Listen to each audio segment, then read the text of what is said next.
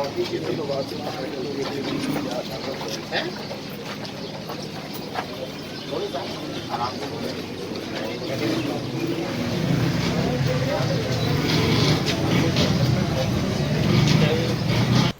बिस्मिल्लाहिर्रहमानिर्रहीम। अस्सलाम वालेकुम नाज़रीन, मैं हूं फ़याज़ महमूद और आप देख रहे हैं फ़याज़ महमूद यूट्यूब चैनल।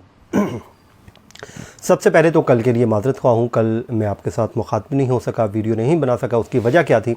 उसकी वजह ये थी कि मैं इस्लामाबाद से पाकपतन ट्रैवल कर रहा था और ट्रैवल की वजह से मेरा ज़्यादातर जो वक्त है वो ट्रैवल में ही गुज़रा और इतना वो लंबा सफ़र था, हैक्टिक ड्राइविंग थी कि मुझे मुसलसल 7 से 8 घंटे, रमज़ान मुबारक भी था, रोज़ा भी था और उस दौरान ये ड्राइव किया तो मैं काफ़ी थकावट का शिकार हो गया। तो इस वक्त तकरीबन यहाँ पर पहुँचा और उसके बाद मैं आप लोगों से मुखातिब नहीं हो सका। लेकिन अब क्योंकि मैं पाकपतन में पहुँच चुका हूँ और यहाँ पे अब कुछ चीज़ें जो हैं अब आपके सामने मैं पेश करूँगा, लेके आऊँगा। उसकी वजह क्या है कि दुआ ज़हरा केस में बड़ी नई अपडेट्स, नई बातें सामने आ रही हैं। खैर उसमें काफ़ी हद तक कुछ फ़ेक भी हैं, जो लोग फ़ेक चीज़ें फैला रहे हैं। मेरी उनसे रिक्वेस्ट है कि ये किसी की फ़ैमिली का भी मामला है तो आप कोशिश कीजिए जो ख़बर है सिर्फ़ उसको ख़बरियत की हद तक रहिए, लेकिन उसमें क़यास आराइयाँ, मन घड़त बातें, ये वो बातें ना कीजिए जिससे किसी की दिल आज़ारी होने का ख़दशा हो। तो ये तो आप लोगों से मेरी रिक्वेस्ट है, जो भी इस वीडियो को देख रहा है उससे भी मेरी रिक्वेस्ट है कि आप भी वही बात एक्सेप्ट कीजिए जो आपके दिल को लगती है, बाकी छोड़ दीजिए। लेकिन कुछ चीज़ें ऐसी हैं जो वाकई अब सामने आ रही हैं, इसमें कुछ दावे भी हैं, कुछ बातें भी हैं, कुछ इंकशाफात भी हैं, तो वो वन बाय वन मैं आपके साथ शेयर करता जाता रहता हूँ।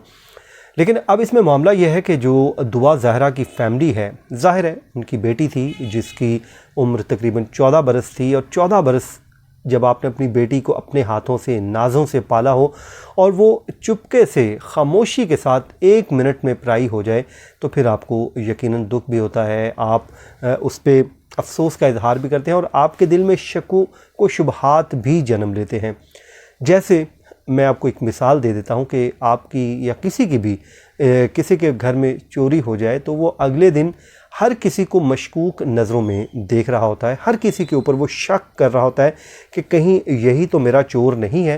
तो इस दुआ ज़हरा के मामले में भी अब उनके वालिदैन जो हैं हक़ बजानिब हैं कि वो हर किसी के ऊपर शक कर सकते हैं, क्योंकि उनकी बेटी उनसे इस तरह बेगानी हुई कि जिस तरह उन्होंने कभी सोचा भी नहीं होगा। उन्होंने बड़े उसके लाड सोचे होंगे, शादी के प्लान किए होंगे, ख्वाब देखे होंगे, न जाने कितना कुछ उन्होंने सोच रखा होगा। लेकिन वो जब ख्वाब 1 मिनट में टूट गए, एक पल भर में वो तमाम जो ख्वाब थे वो रेत की दीवार साबित हुए, तो फिर उनको दुख तो लगता है।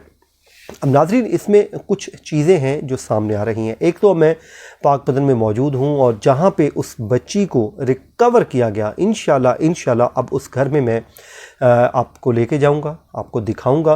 कोशिश मेरी चल रही है कि मैं ट्रेस आउट कर रहा हूँ लोगों तक पहुँचने की। ज़ाहिर है इन चीज़ों को बड़ा सीगा राज में रखा गया है, सामने नहीं लाया जा रहा, क्योंकि आप लोग मुसलसल कह रहे हैं कि जो ज़हीर के वालिदैन हैं या उसके अज़ीज़ व अकारिब हैं, रिश्तेदार हैं, उनको सामने लाया जाए। तो अब इस सफ़र में मैं निकला हूँ, कोशिश ये होगी कि उनकी फैमिली तक भी पहुँचा जाए और उनकी जो बात है वो भी सुनी जाए और आप तक भी पहुँचाई जाए। मैंने कोशिश की आज भी उन तक पहुँचने की, बातचीत जारी करने की, लेकिन अभी तक एज़ सच मुझे को बहुत ज़्यादा कामयाबी हासिल नहीं हुई। लेकिन उम्मीद है एक आध दिन में इंशाल्लाह मैं उन तक पहुँचूँगा और उनसे बात करूँगा और आप तक पहुँचाऊँगा।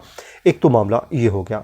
अब दूसरा मामला ये है कि जो दुआ ज़हरा की फ़ैमिली है, उसके मामू हैं, उसके जो रिलेटिव्स हैं, उन्होंने 2 मुख्तलिफ़ दावे कर दिए हैं।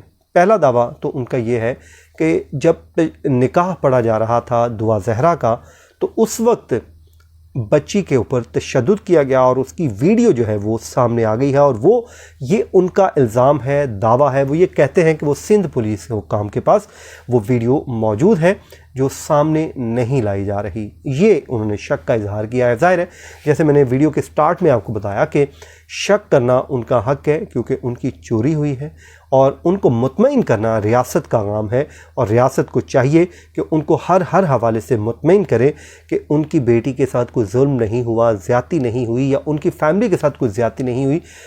उनको बहरहाल ये रियासत की ज़िम्मेदारी है कि को हर हवाले से मुतमिन करें। एक तो वो ये कहते हैं कि जी वीडियो है, और वो कहते हैं कि वो रिलक्टेंट थी जब उसका निकाह किया गया, तो तब भी वो रिलक्टेंट थी। वो पूरा ये जो मामला है इसको ब्लैकमेलिंग का मामला करार दे रहे हैं। वो ये समझते हैं कि ये मामला इतना आसान, इतना सादा नहीं है जितना इसको बनाया जा रहा है, नंबर 1।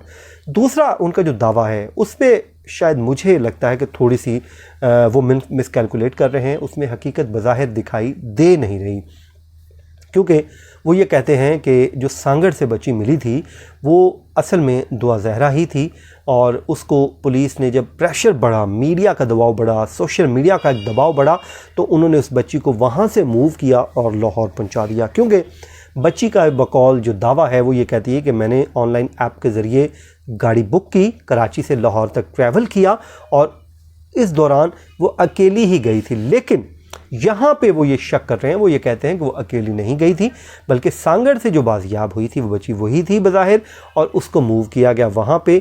और इस पे शायद मुझे ये लगता है, मेरी ज़ाती राय है, बाकी बहरहाल इस पर इन्वेस्टिगेट होना चाहिए, ये जो उनकी राय दुरुस्त बज़ाहिर दिखाई नहीं दे रही। उसकी वजह क्या है? 16 को बच्ची लापता होती है, 17 का निकाह लाहौर में रजिस्टर्ड है, जो हम सब ने देख लिया, उस पे मौजूद है, मुबैना है, जो भी है, लेकिन एक निकाह है। तो जो सांगड़ वाली बच्ची है वो बाद में बाजियाब हुई। तो ये जो मामला है, इतना इस पे मुझे कोई बहुत ज़्यादा वज़न दिखाई दिया नहीं है। तो इस वजह से ये कहना कि शायद वो ही थी, लेकिन हो सकता है वो कोई और बच्ची हो और ही होगी। तो इस चीज़ों को लेके जो मामला है अब आगे बढ़ रहा है। अच्छा नाज़रीन, इसमें एक और चीज़ भी सामने आती है। जो दुआ ज़हरा के पेरेंट्स हैं या पुलिस है, वो ये कहती है कि निकाह नामा जो है वो कैसे पहुंचा। तो वो अब ये सामने आ रहा है, जो बातें सामने आ रही हैं उसके मुताबिक अब हुआ ये था कि कहते हैं कि 16 को बच्ची गई, 17 को लाहौर पहुंची, और लाहौर पहुंचते ही उसने पहला काम निकाह का किया। निकाह की जो कॉपी है वो अपने फादर को व्हाट्सएप कर दी, और फिर वो कॉपी जो है उन्होंने सिंध पुलिस को दे दी, और सिंध पुलिस को उन्होंने इन्वेस्टिगेशन में एतमाद में लिया। लेकिन अब कहा यह जा रहा है कि शायद उनको मना कर दिया गया था कि आपने अभी इस बात को उछालना नहीं है, लेकिन हो सकता है यार उन्होंने भी खामोशी इख्तियार की हो कि इज़्ज़त का मामला है, इस मामले को वैसे ही अच्छे तरीके से सॉर्ट आउट कर लिया जाए, तो वो खामोश रहे। लेकिन बहरहाल ये अब कहा जा रहा है कि वो उन्हीं की तरफ से उनको भेजा गया था। तो ये बात अगर सच है तो फिर जो उनका पहला दावा है कि सांगड़ वाली बच्ची यही थी, पुलिस लेके गई, तो फिर मेरे ख्याल में यहाँ पे उनका दावा निगेट हो रहा है। लेकिन बहरहाल ये बहुत अफसोसनाक वाक़या है। मैं उस बच्ची के पेरेंट्स के साथ खड़ा हूँ। उसकी वजह क्या है? बच्ची अभी छोटी है, उसकी उम्र जो है सिर्फ़ और सिर्फ 14 बरस है, जो डॉक्यूमेंटेड है। देखें, हमने सुनी सुनाई बात पे नहीं जाने कि कितनी उम्र है कितनी नहीं। डॉक्यूमेंट ये कहता है कि उम्र जो है वो सिर्फ 14 बरस है। जब 14 बरस उम्र है तो फिर वो है, डॉक्यूमेंट ये कह रहा है। तो फिर जो बच्ची जो है कच्चे ज़हन की मालिक है, उसको अभी अपना अच्छा और बुरे का वो तमीज़ नहीं जो एक मैच्योर आदमी को होती है। तो इसलिए मेरा अब भी यही कहना है कि इस मामले को अभी संभाल लीजिए। ऐसा ना हो कि कल को खुदा न खास्ता बहुत देर हो जाए, बच्ची कहीं आगे निकल जाए, तो फिर जो है रियासत भी देखती रह जाएगी, और पेरेंट्स बेचारे तो अभी भी रात तक रहेंगे शायद उनकी बेटी वापस आ जाए। तो मेरी दुआ है अल्लाह ताला से कि उनकी बेटी जल्द अज जल्द वापस आए, और जहाँ रहे खुश रहे। अगर उसकी ज़हीर से जेन्युइनली शादी हो चुकी है तो अल्लाह से दुआ है कि अल्लाह ताला इस ज़िम्मेदारी को ज़हीर को निभाने की तौफीक अता फ़रमाए, और उस बच्ची को खुशियाँ, क्योंकि इस उम्र में इंसान ख्वाब देखता है, वो छोटी उम्र होती है, उसने अपने ख्वाबों के शहज़ादे को अगर पा लिया है तो अल्लाह करे वो शहज़ादा ही साबित हो, और उस बच्ची को अब कोई दुख तकलीफ़ दर्द ना हो। क्योंकि हमारा जो सोसाइटी में ऐसी मिसालें हैं जो बड़ी कुर्बनाक हैं, दर्दनाक हैं। ये नहीं होता, जो रियलिटी बहुत डिफरेंट होती है। ख्वाब आप देखते हैं लेकिन हकीकत बहुत डिफरेंट होती है। लेकिन अल्लाह से दुआ है कि इस तरह दुआ है उसकी ज़िंदगी बहुत बेहतर गुजरे। नाज़रीन, मुझे दीजिए इजाज़त, अपनी दुआओं में याद रखिए। अल्लाह ने के बान।